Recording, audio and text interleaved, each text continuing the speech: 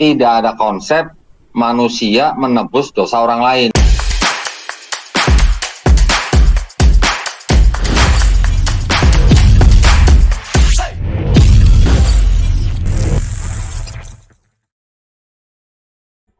Jika saudara Donditan mengatakan tidak ada konsep manusia menebus dosa orang lain, yang dimaksud adalah pada masa perjanjian lama sebelum kedatangan Yesus, memang benar tidak pernah ada. Tetapi perlu untuk diketahui, kurban hewan yang dilakukan oleh para nabi itu semua berupa bayangannya saja. Yesus berkata di dalam Lukas 24 ayat 44, ia berkata kepada mereka, Lukas 24 ayat 44, inilah perkataanku yang telah kukatakan kepadamu ketika aku masih bersama-sama dengan kamu, yakni bahwa harus digenapi semua yang ada tertulis tentang aku dalam kitab Taurat Musa dan kitab nabi-nabi dan kitab Mazmur.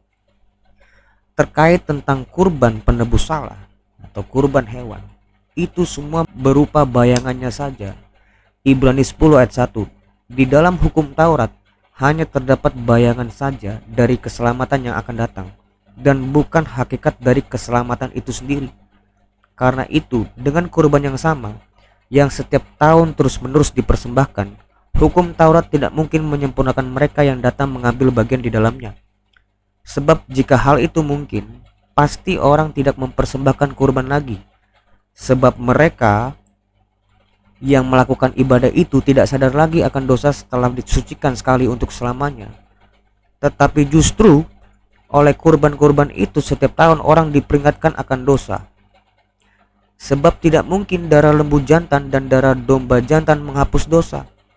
Karena itu ketika ia masuk ke dunia, ia berkata, kurban dan persembahan tidak engkau kehendaki, tetapi engkau telah menyediakan tubuh bagiku.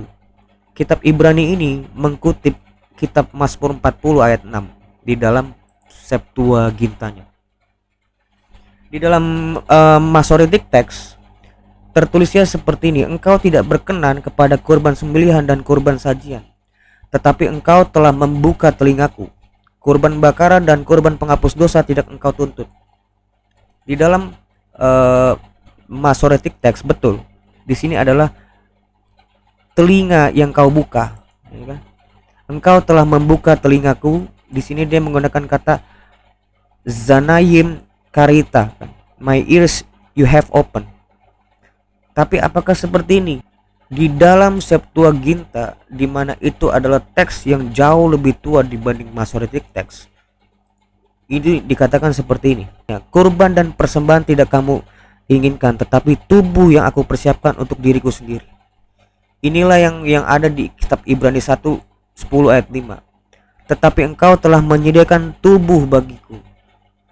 Inilah teks yang dibuat samar oleh Masoretic Text, bahwa memang kurban hewan itu tidak berlaku lagi sekarang. Buktinya apa?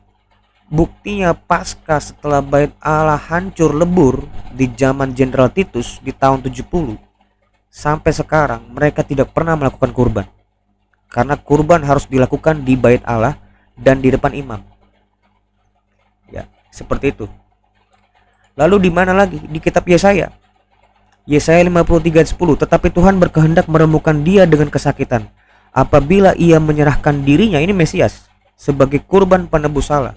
Ia akan melihat keturunannya, umurnya akan lanjut dan kehendak Tuhan akan terlaksana olehnya. Maksudnya dia bukan berarti punya keturunan.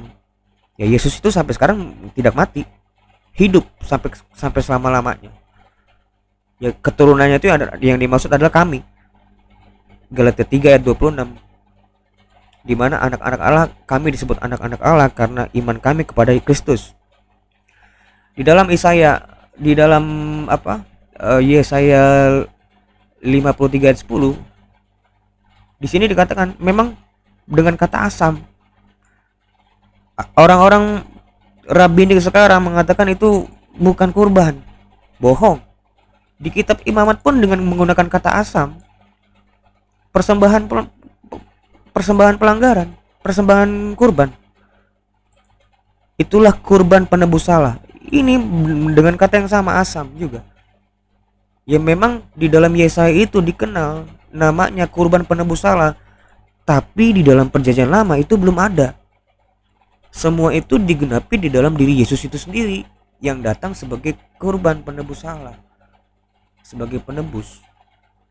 Seperti itu.